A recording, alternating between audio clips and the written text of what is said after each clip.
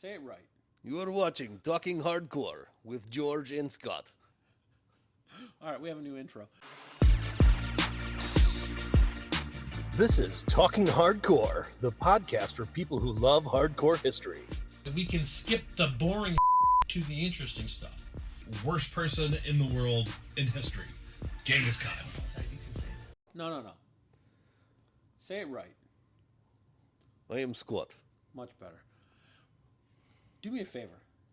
Do the whole you're watching Talking Hardcore in the Russian accent. I want to have it on the audio clip so I can just splice that in. You are watching Talking Hardcore with George and Scott. All right, we have a new intro. How's that one? Is that right? Or is that the wrong one? No, that's right. Okay. He's sending me an email. Sorry, that was very rude to do on video. Who cares? Sorry, guys. The 40 of you watching will be fine. Yeah, the four of you. The one of you. I said 40. 40. We're I up said to 4. 40. Let's not degrade ourselves. Well, all right. So anyway, today we're going to talk about Hardcore History, episode 10, which is the what-ifs of 1066. Yep. We're going to try to keep this one a little bit shorter. One, because it's getting late. Two, it's a short episode. It's probably worth keeping shorter. Scott, what are your thoughts? Okay, first of all, let's break down the episode. Yep. So the Normans are planning to invade England. The English plan on overthrowing the Normans. Or, I'm sorry, fighting off the Normans. Multiple claims to the English crown. Sure. But they... One being Viking. The Vikings are backing one. Yep. The Normans are backing another. Well, let's clarify who the Normans were. Sure. They were former Viking/German people who settled at the coast of France 3 generations before. Yep. Right near the English Channel, in what is Normandy, France. Yep. They were called the Normans because they were the Northmen. Dan goes over this in the episode. Sorry if we're recapping and you've listened to that, but if you haven't listened to that, go ahead and go listen to that. There'll be a link in the description. Yep. Okay. That we also brought up that was one of the famous last stands too. Right. But you didn't think so. The Stepford Bridge. Anyway.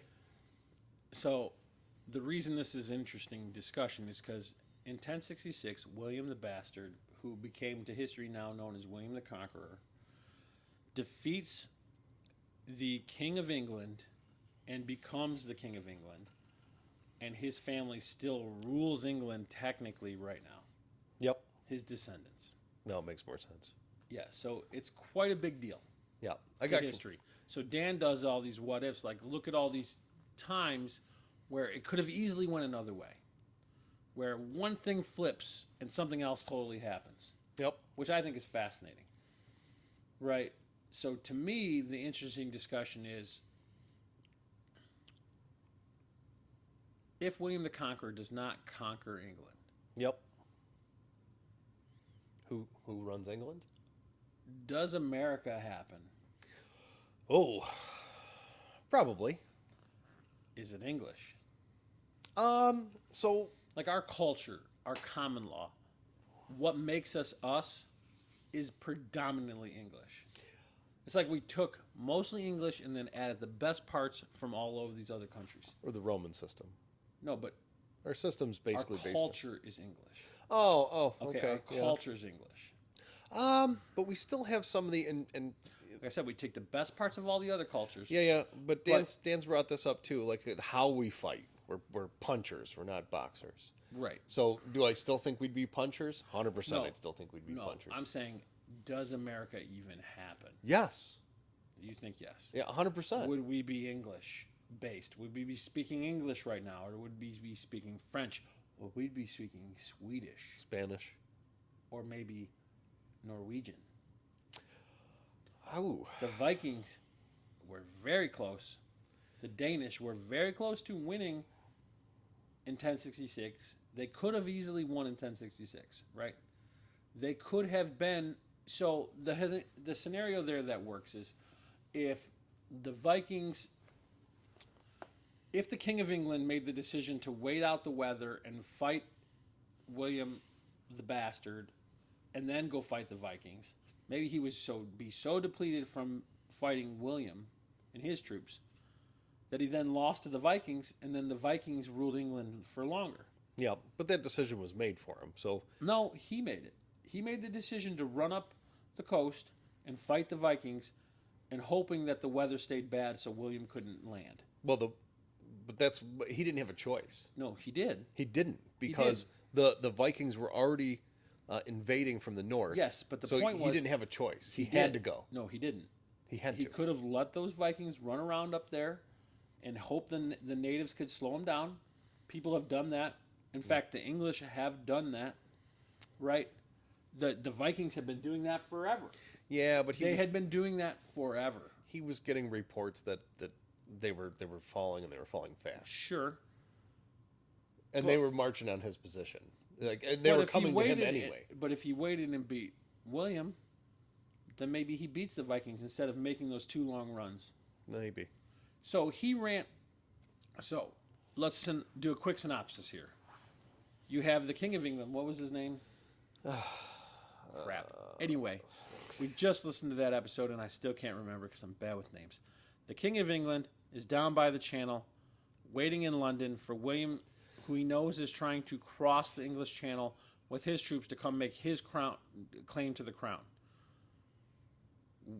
The king decides or finds out that the Vikings, or the Danish, technically, had landed in the north of England, 200 miles away, and were bringing troops to make their claim for the crown.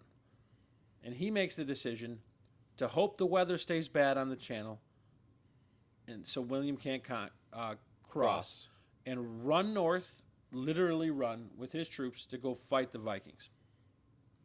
He does that, they catch the Vikings off guard, and they beat him. And then he finds out that the weather cleared, he's got to run back down and fight William. So he does. He runs back down, fights William. This is the famous Battle of Hastings, where this is the last time Britain has been conquered, right? William wins, and his family still rules. That's the synopsis there. So those what-ifs are interesting because if the Danish end up being the ones that win, because the King of England makes different decisions, then England is a much more Danish country instead of German. Yeah. Because the Normans were mostly German. Yeah, but I also think we'd still have an America. To get back to the point, because, the Vikings, or Danish, were did explore, okay? There's even Oh yeah, all over the place. there didn't they find a Viking settlement or something like that in Canada not that long ago? I think It was that's it was something like that. Yeah. Scandinavian. I think that dated No, it back was to the something like south. that. I think that was in the 9th century or 10th century. So Right, but they weren't colonizers. no, they weren't colonizers, but they found it.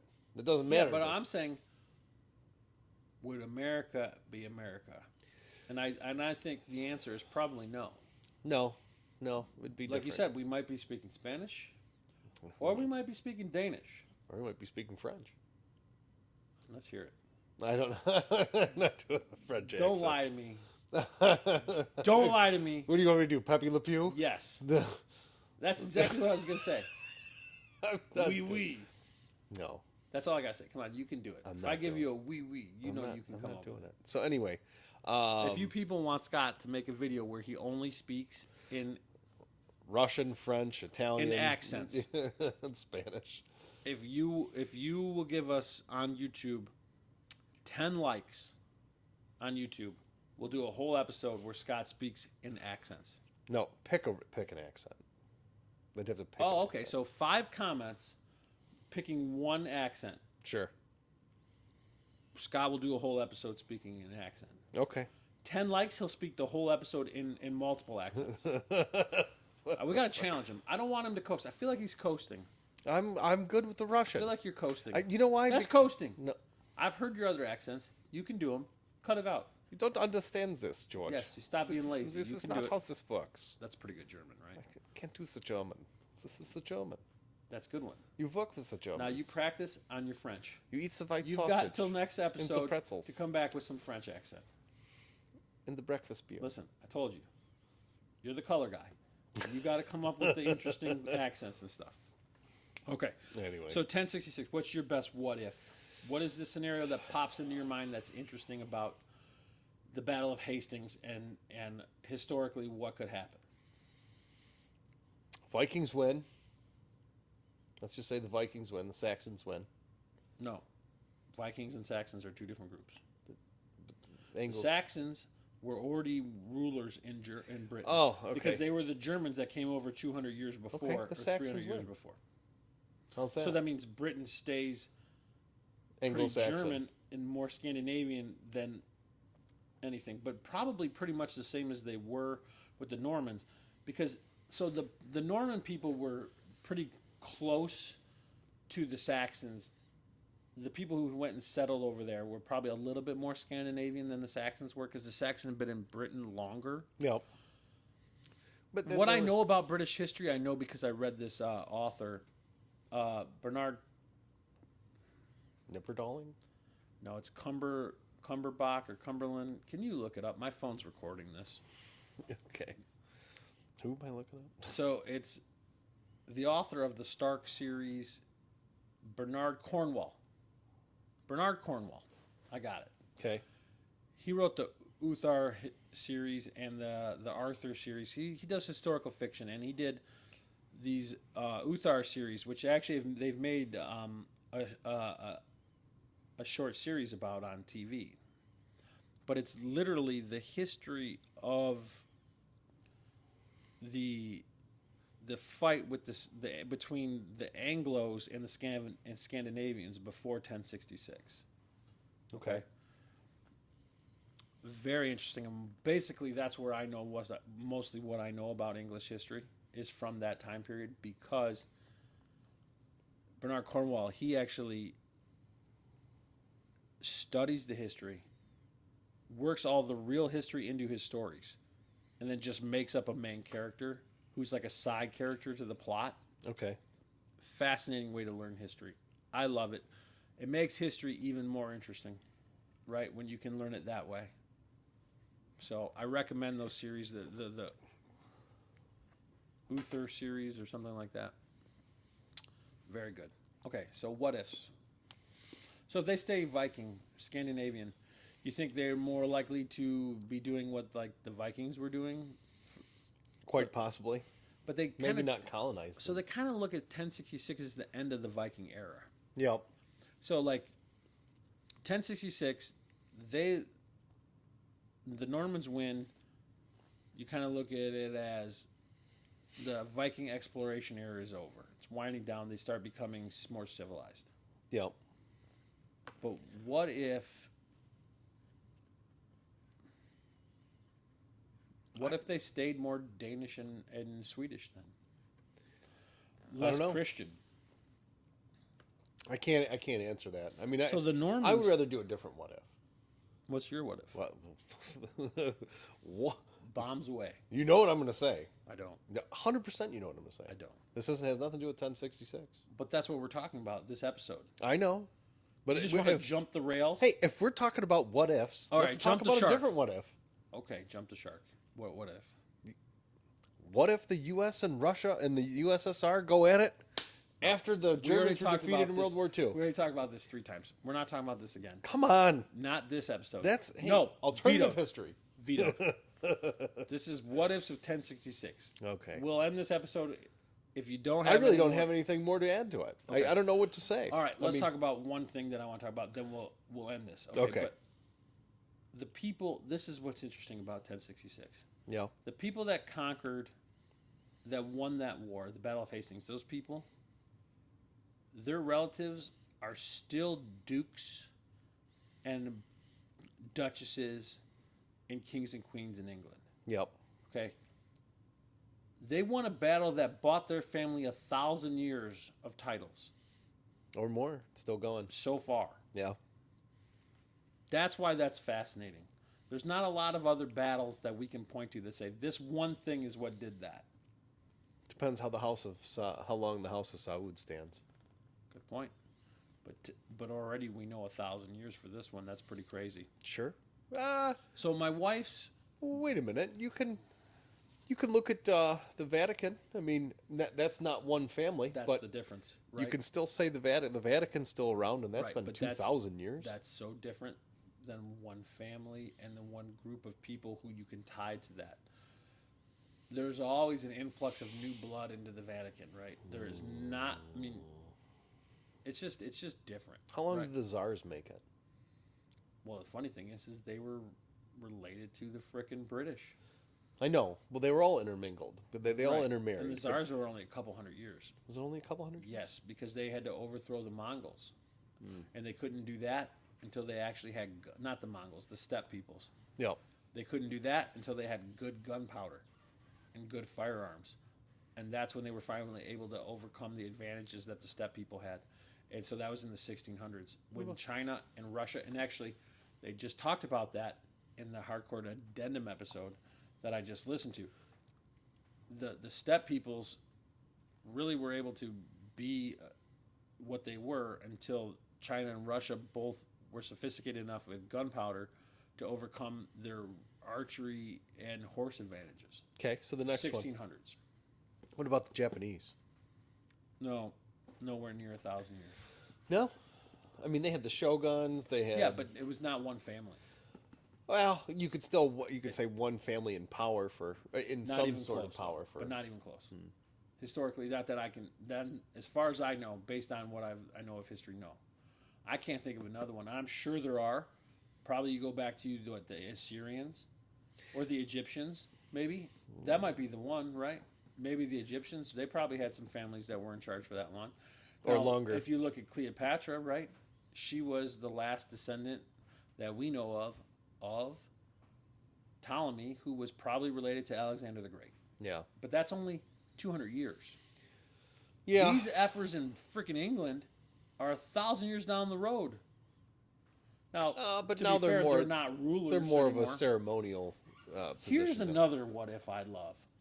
If you were King Charles, your mom just died. Yeah. You've been waiting to be king forever. She lived way longer than you thought, so that you don't get to be king until you're in the 70s. When you go in there and be like, you know what? I'm done with this. No parliament. I'm king. Screw you guys. I'm getting rid of all this shit. Let's go back. Let's go back to the divine right of kings. I'm getting rid of the Magna Carta. I am throwing out all of this crap, and I am now big swinging, and I am in charge. You want to talk about an upheaval? Wouldn't that be funny though? I think he'd destroy the country. Oh, I think they'd probably throw him in jail. But Can you? Can you throw a king in jail? in England, I think they could. But wouldn't it be funny if he did that? I don't think it would be funny. I think it'd be hilarious. But I am pretty sure. Like, you know what? I own all this land. They're His Majesty's service. These people in the Army and the Navy. Well, do my dirty work here, people. Arrest all these people in Parliament. Now, I think there's a way that he could probably steal some of the power back if he was conniving and stuff. But I mean, just walk into the room, put his ass on the table, and just be like, "No, I'm in charge." It'd be hilarious. Because that's what they deserve for leaving the king this long. You know what I mean? You leave this vestige of power around, and I get why. The more craziness that we have going on here, the more I understand why it's a good idea to have some kind of ties to the history of the country and to give people something to look to that represents like a good part of the past. But also, you're leaving all this riches in a dude because his 30th great-grandpa was awesome. That seems ridiculous. Well, the question is, I mean, we're not we. Academics are in the process of destroying our history, or some academics Right. are in the process of so you can't have a descendant. But Americans have such a short... Yeah, but you can't have a descendant of George Washington come out and be like, "Yeah, you know what? He didn't have any sons. I'm just saying, a descendant." But he didn't have any relatives. Yeah, That he didn't have any daughters. blood descendants anyway. I'm sorry, like he didn't have sons. Okay, Thomas Jefferson. Yeah. So Washington had an adopted son. Okay, Thomas Jefferson. Yeah. Abraham Lincoln. No, but that's why, because we set up our system different. I like Right. Abraham Lincoln. Just say Abraham Lincoln. Robert Lincoln, I think it was the only person to be at 3 different presidents' assassinations. That's insane. believe that's the stat. I just heard this. That is the crazy. Podcast. That's Look crazy. that up, but I believe he was at 3 different presidents' assassinations. So I wanted to talk about this last thing. My wife's grandfather wrote this thing called Family Warriors. So he was from Connecticut, and they could tie their family history back to England. And so he went through their genealogy back before the internet. Okay. Okay, before the internet was the internet. When you were doing this, going through books and writing letters to other people who were genealogists in other countries, right? And he found the people in their family that fought in all these major wars, starting with the Norman conquest of England, right here, starting with that in 1066, tied it back to the people in their family that were their relatives, every battle since then. So in the Norman conquest of England, my wife is related to Thomas D. Sanford, which was her 29th great-grandfather. He was a Norman warrior. Okay. Osmore Bostick, which was her 30th great-grandfather, was a Saxon earl. Okay. So people on both sides. Monsieur Eliot, which was a Norman warrior, possibly father of the Eliot clan, because that was her maiden name is Eliot. Yep. All right. And then Ardar Doton, which was a 29th or 30th great-grandfather and was a Norman warrior. Interesting. 29 or 30 generations ago. And those people that won that battle, that were the generals and the general and the chiefs, their kids are still winning because of that. How wild is that? Now, my wife was not related to any of the people who were the generals, or otherwise, she would never have met me because she'd be over in England being all rich. Probably. Yeah. But it's interesting. That is fascinating. I find it interesting. Anyway. Yeah, this book is so cool. He spent his retirement writing books about. He wrote a book about his time as a merchant marine, and then he wrote this book about the warriors of their family. And I read this book, and I'm like, man, this guy was so much better at life than me, if you count something like this. Because I would never write something like this when I was retired for no money. I'd be fishing. Yeah. He retired and then wrote books that he was never even going to try to publish. Well, Just so his generations of kids, his grandkids and his great-grandkids and his great-great-grandkids would have something that could inform them about their family history. in the hopes of they would care. Yeah. But not even knowing if they would. Yeah. That's impressive to spend 20 years doing this. I would not do that. Well, And I love history. But I would fish. I don't think it was it might have been the historical aspect that drew him to it, but I think it was more of his family ties that drew him to it. Sure.